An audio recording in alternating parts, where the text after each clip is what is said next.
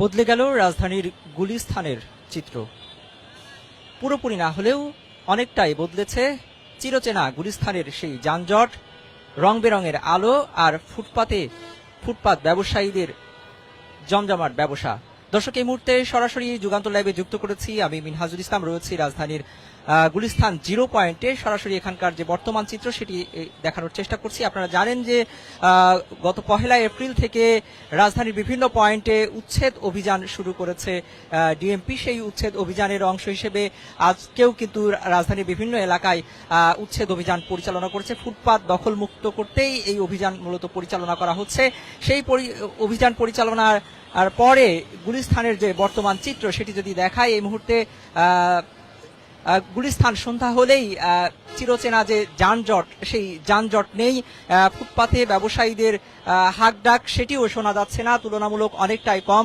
রং বেরঙের আলো জ্বালিয়ে ফুটপাত ব্যবসায়ীদের জমজমাট যে ব্যবসার চিত্র সেটিও কিন্তু নেই। দীর্ঘ যে যানজট সেটি যেরকম কমেছে, তেমনি নির্বিঘ্নে যান চলাচল যেমন করছে, একইভাবে যেমনটি বলছিলাম যে গুলিস্তানের কথাটি মাথায় আসলে, অর্থাৎ গুলিস্তানের নাম মাথায় আসলেই আমাদের চোখের সামনে ভেসে ওঠে ফুটপাত ব্যবসায়ীদের হাঁকডাক, রং বেরঙের আলো জ্বালিয়ে কাপড় সহ বিভিন্ন সামগ্রীর যে ব্যবসা, সেই ব্যবসায়ীদের যেই চিত্র, সেই ব্যবসায়িক চিত্র চোখে পড়ে। কিন্তু এই মুহূর্তে যদি গুলিস্তানের যে চিত্র আপনারা দেখছেন ক্যামেরায়, সেটি যদি দেখেন যে এই মুহূর্তে কিন্তু সেই চিরচেনা যানজট নেই, ব্যবসায়ীদের সেরকম রমরমা ব্যবসা নেই, হাঁকডাক নেই, রং বেরঙের সেই আলো কিন্তু এখন দেখা যাচ্ছে না। আমরা দেখেছি যে এই যে গতকালকের যে অভিযান, উচ্ছেদ অভিযান, সেই উচ্ছেদ অভিযানের পরে যে চিত্র সেটি কিন্তু এই মুহূর্তে দেখা যাচ্ছে। আমরা কয়েকজনের পথচারীদের সাথে একটু কথা বলার চেষ্টা করব যে এখানকার যে চিত্র, সেই চিত্রটি আসলে তারা আজকে কেমন দেখছেন। গুলিস্তান নাম শুনলেই যে যানজট, আজকে গুলিস্তানের চিত্র এটা তো আর কি তুলনামূলকভাবে সবসময় বেশি থাকার কথা। আজকে সেই দিক থেকে দেখা যায় এই আপনার এই তেলের যে ক্রাইসিস চলতেছে, সেই দিক থেকে মনে করেন এখন নতুন নিয়ম করছে 6টা বাজে সব অফ। 6টা বাজে অফ দেখে এখন মনে করেন এখন যানজট কম, মানুষের কোলাহল কম। ঠিক আছে, এই আর কি। আমরা তো হ্যাঁ, ওইটা অভিযান চলতেছে। এরপরেও আপনার মার্কেট তো অভিযান উচ্ছেদ চলতেছে না। মার্কেটে একমাত্র তেলের ক্রাইসিসের জন্য কিছু কিছু মার্কেট এখন 6টা বাজে অফ করার আর কি নির্দেশ করছে। ঠিক আছে, হ্যাঁ, এটা রেয়ার, এটা এভেলেবেল চিত্র না। ঠিক আছে, এটা আপনার একমাত্র দেখা যায় হচ্ছে রমজানে এরকমটা কিছু দেখা যায়, তাও প্রথম দিক থেকে। আর এই যে ফুটেজ গুলো এখন দেখছেন, এটা একমাত্র এই উচ্ছেদ অভিযানের জন্য, আবার তেলাই ক্রাইসিসের জন্য এখন এটার কি চোখে পড়তেছে, এর আগে কখনো দেখি নাই। আমার অনেক ভালো লাগতেছে এরকম পরিবেশ সব সময় থাকা আমাদের মানে যে মানে আমরা যে প্রতিদিন বের হই, আমাদের কাছে স্বস্তিদায়ক। ঠিক আছে,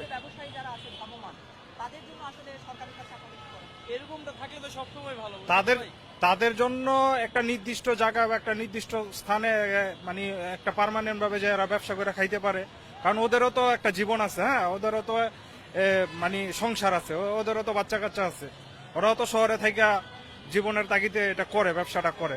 ফুটপাতের জন্য যারা মানে আছে, মানে সরকার মানে এভাবে দেখতে হবে যে মানে ওরা যে কিছু একটা করে খাইতে পারে। ওদেরকে উচ্ছেদ করে দিলে তো দেশে আবার ওরা কি করে খাইবো।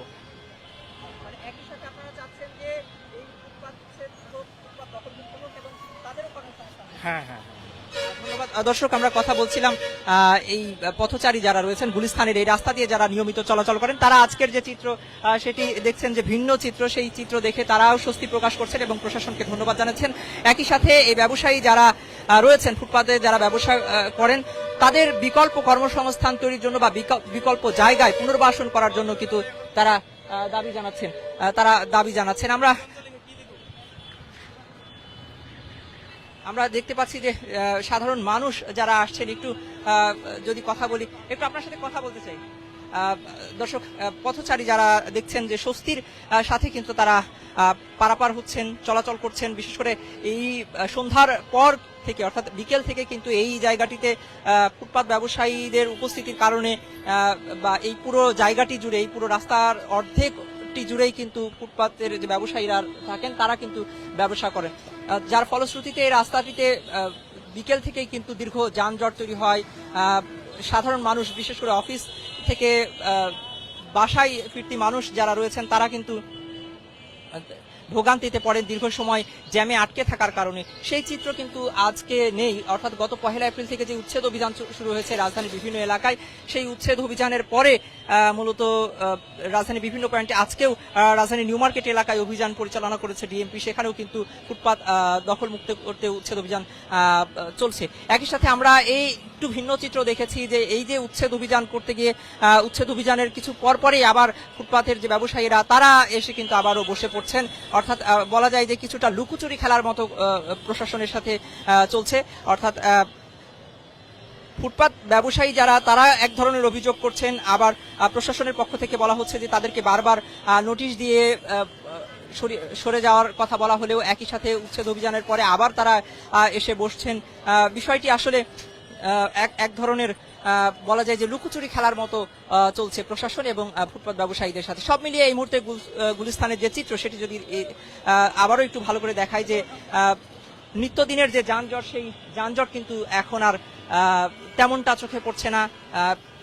এছাড়াও সরকার ঘোষিত যে সময়সূচি, সেই সময়সূচি অনুযায়ী মার্কেটগুলোতেও কিন্তু সন্ধ্যার পর থেকে অর্থাৎ 8টা পর্যন্ত যে মার্কেট খোলা রাখার যে বিষয়টি সেটিও কিছুটা পরিবর্তন এনেছে এই গুলিস্তানের যে চিত্র, সেই চিত্র পাল্টাতে।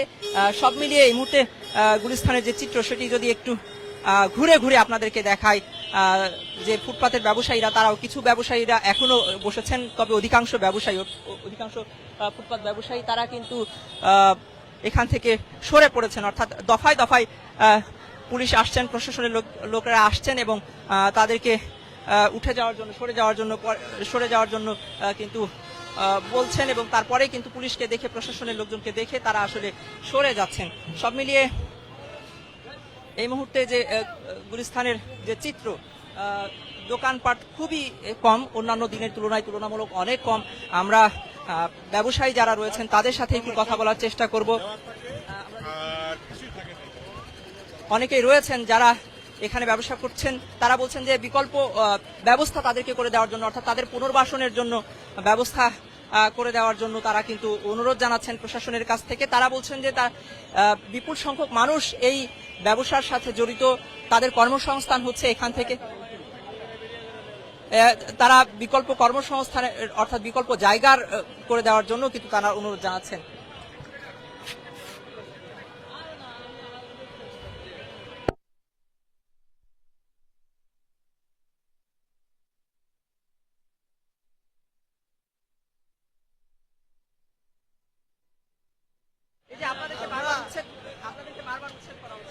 আমাদেরকে ভালো একটা জায়গা কিংবা পরিবেশন করে দেয়, আমরা রাস্তায় থাকার কোনো প্রশ্ন আসে না।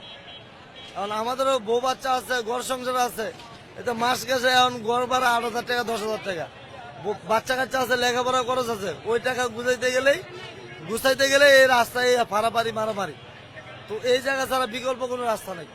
আর না হয় চাকুলে চিন্তাকারী করতে হইব, পাবলিকের কুবাইতে হইব, টাকা রাখে দিতে হইব, এই হলো গুলিস্তান থাকতে হইব। রাস্তা দূরে এগুলো বইতে দিতে হইব, আর না হলে বউ বাচ্চা তো ফালতে হইব। বাধ্যতামূলক অন্য কোনো কাজ জানি না, নাহলে চাকুলে চিন্তাকারী করতে হইব, এছাড়া কোনো রাস্তা নাই। পথচারী আছে, তাহলে পথচারীরা আমাদেরকে ব্যবস্থা করুক, আর না হলে রোহিঙ্গারা যদি 2 লাখ 4 লাখ, এবার ইউনুসের গভর্নমেন্ট টাকা অবস্থাও 1.5 লক্ষ রোহিঙ্গা আসছে বাংলাদেশে, আমরা বাংলাদেশের নাগরিক রোহিঙ্গার তো ভালো দাম আছে, তো আমাদেরকে ও রোহিঙ্গার মতো ক্যাম্প বানা দেয়, আমরা বউ বাচ্চা লোক খামো আর ঘুমামো, কোনো টেনশন নেই। আমরা রাস্তা মনে কাজও করবো না, খামো আর ঘুমামো। ওই তো পথচারী রাস্তাও একদম ক্লিয়ার, আমাদেরটাও ক্লিয়ার, তো ওই ব্যবস্থায় আমাদেরকে করে দেয় সরকার, আর নাহলে সুর ইউনুস ওই ব্যবস্থা করে দেয়। আমার নাম মোহাম্মদ আবির। ধন্যবাদ। দর্শক, আমরা কথা বলছিলাম একজন ব্যবসায়ীর সাথে, তিনি যেমনটি বলছিলেন যে তাদের আসলে পরিবার, সন্ততি নিয়ে আসলে জীবনযাপন করতে হয়, সন্ততি নিয়ে আসলে জীবনযাপন করতে হয়, যার ফলশ্রুতিতে তারা কিন্তু এই যে জায়গা, সেই জায়গায় দাঁড়িয়ে আসলে ব্যবসা করেন। যে কারণে তারা বলছেন যে বিকল্প কোনো ব্যবস্থা যদি তাদেরকে করে দেওয়া যায় তাহলে তারা আর এই ফুটপাতে বসবেন না।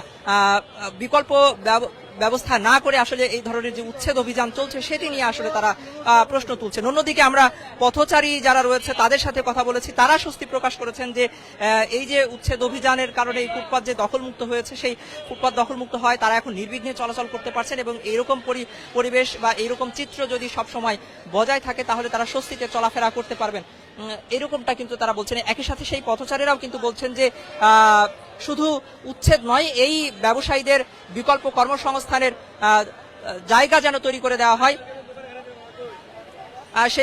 সেই ব্যবস্থাও যেন করে দেওয়া হয়, সেটি বিষয়ে কিন্তু তারা বলছেন। একটু আপনাদের সাথে কথা বলি।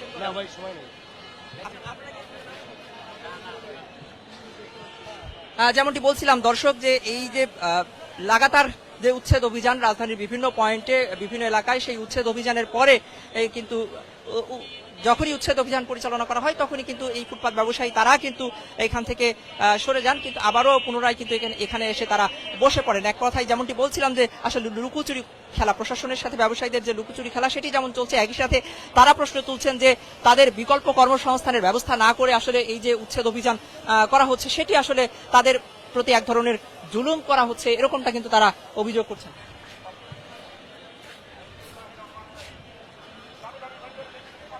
অধিকাংশ ব্যবসায়ী যারা এই ফুটপাতে ব্যবসা করে যারা আসলে তাদের জীবন জীবিকা নির্বাহ করেন তাদের জন্য অনেকটা আসলে জুলুমের মতো হয়ে যাচ্ছে, এরকমটা কিন্তু তারা অভিযোগ করছেন। আবার অন্যদিকে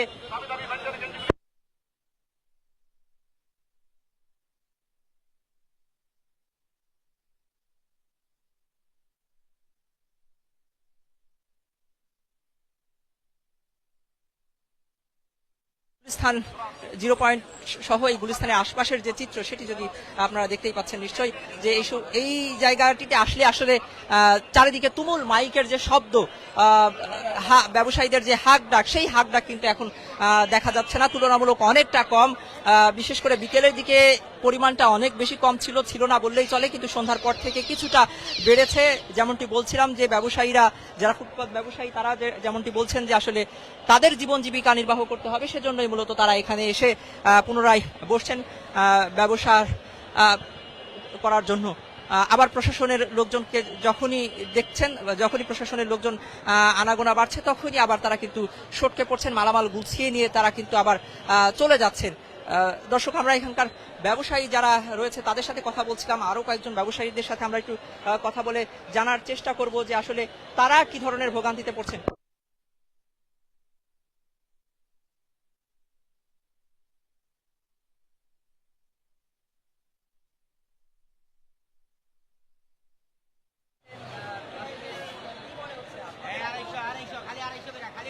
সবচেয়ে বড় কথা কি, বাপ দাদার যদি ভিটা বাড়ি ভালো থাকতো বা পজিশন ভালো থাকতো তাহলে কেউ রাস্তায় এসে বসে না।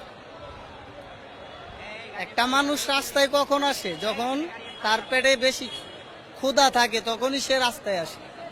আর আপনি ক্ষুধাটা যদি বারবার দৌড়ায় দেন তাই লোকটা যাবে কই? ঢাকা শহর তো ফ্যামিলি নিয়ে থাকলে রুম ভাড়া আছে, খাওয়ান খরচা আছে, আপনি একদিন দিবেন না, 2 দিন দিবেন না, 3 দিন দিবেন না, ঠিক আছে, কিন্তু কিভাবে তারা চলবে এটা তো একবার ভাবতে হবে।